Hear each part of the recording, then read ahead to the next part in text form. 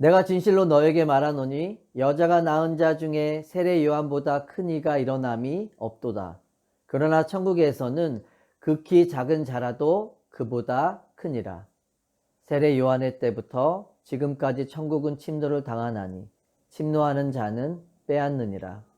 모든 선지자와 율법이 예언한 것은 요한까지니 만일 너희가 즐겨받을진대 오리라 한 엘리야가 곧 이 사람이니라. 귀 있는 자는 들을지어다. 이 세대를 무엇으로 비유할까? 비유하건대 아이들이 장터에 앉아 제 동물을 불러 이르되 우리가 너희를 향하여 피리를 불어도 너희가 춤추지 않고 우리가 슬피 울어도 너희가 가슴을 치지 아니하였다 함과 같도다.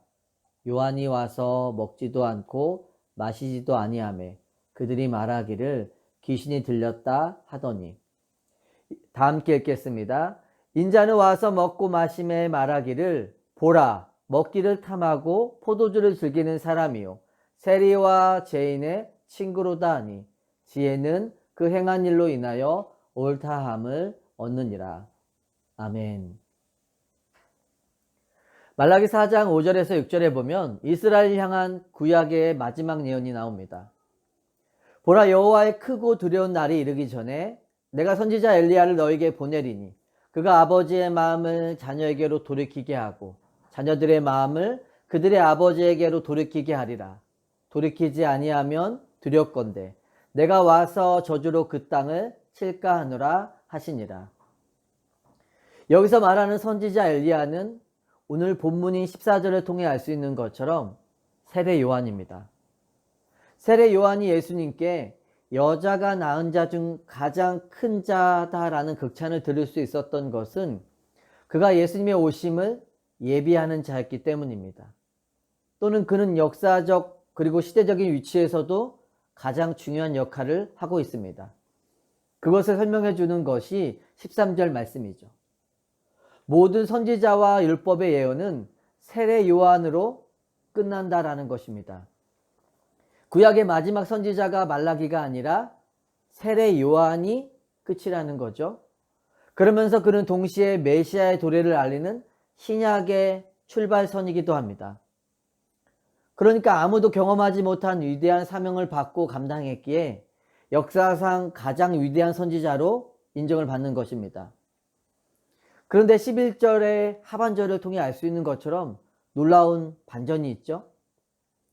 역사상 가장 위대한 자라는 평가 뒤에 하지만 천국에서 지극히 작은 자라도 그보다는 더 크다라고 말씀하셨기 때문입니다. 우리가 이 말씀을 이해하기 위해서는 천국과 작은 자에 대해 분명하게 알아야 합니다. 우리는 천국을 가리켜 하나님의 나라라고 이야기하죠. 여러분, 천국이 왜 하나님의 나라인가요? 하나님이신 예수님이 다스리시기에 하나님의 나라죠. 천국의 실체가 예수님이신 겁니다. 예수님이 이 땅에 오심으로 하나님 나라가 우리의 삶에 임한 것이죠. 우리는 내 안에 계신 성령으로 인해 삶에 임한 하나님 나라를 날마다 경험하며 살아가고 있습니다.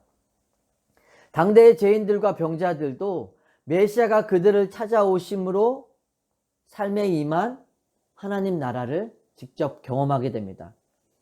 그런데 오실 메시아를 기다리며 앞서 사역했던 세례 요한은 그리스도만을 바라보다 옥에 갇히게 됩니다. 예수님께 세례를 베푸는 현장에서 만나긴 했지만 그는 삶에 임한 하나님 나라를 직접 경험하지는 못한 것입니다. 옥에 갇혀서 제자들의 이야기를 통해서만 간접적으로 하나님 나라에 대한 실체를 듣게 될 뿐입니다. 하지만 예수님의 제자들은 어떠한가요? 당대의 지극히 작은 자 중에서도 작은 자였지만 천국의 실체가 되시는 예수님과 함께 했던 자들이죠. 삶에 임한 하나님 나라를 누구보다 가까이에서 눈으로 보고 듣고 직접 경험하는 축복을 누리게 된 것입니다. 그래서 예수님이 다스리시는 나라에 살게 된 지극히 작은 자가 세례 요한보다 더 낫다라는 거죠. 즉 이 말은 우리가 세례 요한보다 더 큰 자이고 더 나은 자들이라는 것이죠. 그 이유는 딱 한 가지 때문입니다. 세례 요한은 다가올 하나님 나라를 기대하고 준비하며 살아갔던 자라면 우리는 이미 이만 하나님 나라에 살고 있는 자들인 것이죠.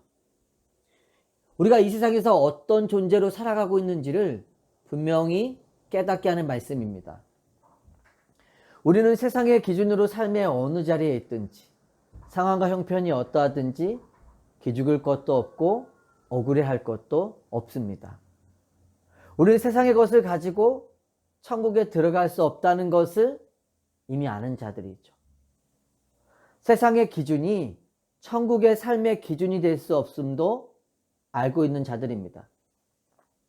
그런데도 우리의 삶을 보면 여전히 세상의 것으로 자신을 평가하고 있고 바라보려는 관점을 벗어나지 못합니다. 삶에 임한 축복이 아니라 채워지지 않은 것들만을 갈급해하며 사는 것입니다. 우리가 사는 세상은 끊임없이 더 높은 자리, 경쟁자가 없는 가장 높은 곳을 향해 쉼없이 달려갈 것입니다. 그러나 우리는 세상에서 더 이상 높이 올라갈 수 없는 자리에 서 있는 자들이죠. 하나님 나라의 백성으로 그리고 하나님의 자녀로 이 땅을 살아가고 있기 때문입니다. 그것이 우리가 이 땅을 살면서도 때로 가진 것이 없는 것 같은 현실을 마주하게 되는 순간 속에서도 나는 모든 것을 얻고 누린 자라고 말할 수 있는 이유가 될 것입니다. 버거운 순간들을 만나게 되더라도 우리가 하나님의 자녀로 이 땅을 살아가고 있다는 영광을 놓치지 않을 수 있기를 소망해 봅니다. 오늘 본문 속에서 예수님이 천국에 대해 두 번째로 깨달음을 주신 것이 12절 말씀인데 해석이 쉽지는 않습니다. 12절에 보면 천국은 침노를 당하고 침노당하는 자는 빼앗는다고 말합니다. 침노당한다는 것을 이해하기 위해 당시 세례 요한의 사역의 현장을 보면 이해할 수 있습니다. 요한은 회개하라, 너에게 천국이 가까이 왔다라고 선포했죠. 그러자 사람들이 요한의 반응에 대해서 어떻게 행동을 하게 되었나요? 세례 요한에게 나와 회개하고 회개케 하는 세례를 받은 자들도 있었지만 그 나라를 거부하고 요한을 향해 무차별 공격을 감행한 자들도 있습니다. 세례 요한의 때부터 예수님의 오심으로 시작된 하나님 나라가 그 나라를 거부하는 자들로부터 약탈을 당하고 공격을 받은 것입니다.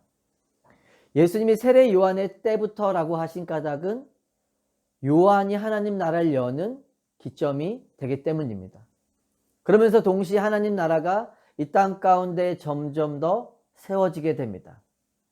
하나님을 믿고 따르는 자들에 의해 점령되는 것입니다. 누가복음 16장 16절에 보면 누가는 그것에 대해 이렇게 이야기하죠. 율법과 선지자는 요한의 때까지요. 그 후부터는 하나님 나라의 복음이 전파되어 사람마다 그리로 침입하느니라. 요한의 때부터 하나님이 사람들을 하나님 나라로 물밀듯 밀어오게 하시는 것입니다. 말라기 선지자를 통해 예언한 자녀들의 마음을 그들의 아버지에게로 돌이키게 하는 일들이 계속해서 일어나게 되는 것입니다. 세례 요한이 그 포문을 열었고 제자들이 예수님을 따라 그 길을 구체화했다면 이제 우리도 하나님 아버지께로 마음을 돌이키게 하는 일에 부름을 받은 것이죠. 그 일을 위해 우리를 부르시고 각자의 삶의 자리에 세우신 줄 믿습니다. 16절에서 19절 말씀은 예수님의 복음에 대해 사람들이 얼마나 적대적으로 반응하는지를 보여주고 있습니다. 예수님은 자신의 사역과 세례 요한의 사역을 연결하여 말씀해 주시죠. 주목해 보아야 할 것은 몇몇 사람들에 대해서만 말씀하신 것이 아니라 악의에 찬 한 세대 전체를 총칭하여 그 세대의 실상을 비유로 설명해 주신다는 것입니다. 너희가 피리를 불어도 즐거워하지 않고 슬피 울어도 가슴을 치지 아니한다. 아이들이 노는 것을 비유로 결혼식 놀이를 해도 웃지 않고 장례식을 해도 울지 않는다는 것입니다. 즉 이 말은 너희가 세례 요한의 회개 선포에 귀 기울이지 않았고 예수님이 오셔서 천국의 기쁜 소식을 전해도 기뻐하지 않았다는 것입니다. 그들은 세례 요한의 선포처럼 회개에 합당한 열매를 맺고 예수님께로 돌이켜야 했습니다. 하지만 자신들이 아브라함의 자손이라는 신념과 전통에만 붙잡혀 있어 요한의 애곡에 가슴을 치지 않습니다. 그리고 예수님이 피리를 불었지만 기쁨의 잔치에 참여하지 않고 초청을 거부하죠. 춤을 출 때와 함께 울어야 할 때를 분별하지 못하는 세대를 꼬집으신 것입니다. 그렇다면 그들은 계속해서 메시아를 기다렸으면서도 왜 예수님을 받아들이지 못하고 거부하며 십자가에 죽이는 자들이 되었을까요? 그들이 기대했던 메시아와 달랐기 때문이기도 하지만 무엇보다도 죄된 본성을 따라 진리와 하나님에 대해 깨닫지 못하고 관심을 두지 않음을 보여주는 것입니다. 우리가 하나님을 알지 못하면 하나님을 사랑할 수 없죠. 그리고 하나님을 사랑하지 않으면 자연스럽게 육신을 사랑하는 삶으로 갈 수밖에 없습니다. 그렇게 되면 하나님을 믿는 것이 아니라 여러 종교 중에 한 신을 믿고 섬기는 자가 되죠. 내가 원하는 것을 얻기 위해 나보다 힘이 더 세 보이는 우상을 의지하는 것과 다를 바가 없습니다. 그리고 그 결과로 인해 죄를 거부하는 삶으로 가는 것이 아니라 무분별하게 수용하는 삶으로 가게 되죠. 우리는 메시아를 기다렸으면서도 그를 십자가에 못 박은 무리들의 삶을 기억해야 하죠. 우리도 회개함으로 삶을 돌이켜야 합니다. 왜냐하면 그렇지 않으면 하나님 나라에 들어갈 수 없다는 세례 요한의 메시지에 귀를 기울여야 하기 때문입니다. 예수님이 비유하여 주신 그 세대의 실상을 통해 우리가 알 수 있듯이 기적과 권능을 보는 것보다 더 중요한 것은 그러한 표적과 기적을 통해 오신 메시아를 받아들이고 회개함으로 변화되는 것입니다. 우리가 변화되었다는 것을 가장 분명하게 보여줄 수 있는 것이 있다면 무엇일까요? 세상과 죄를 사랑하는 사람에서 하나님을 사랑하는 삶의 자리로 옮겨가는 것입니다. 죄로 인해 고민하고 슬퍼하며 열등감과 절망의 자리에만 머물러 있지 말고 주님 앞으로 나와 회개함으로 죄를 거부하는 모습으로 나아가는 거죠. 오늘도 우리가 복음과 동떨어진 삶의 자리에서 계속해서 머물러 있지 말고 하나님의 나라와 의를 추구하는 삶의 자리로 포기하지 않고 나아갈 수 있는 그런 귀한 은혜가 있기를 예수 그리스도의 이름으로 축원합니다.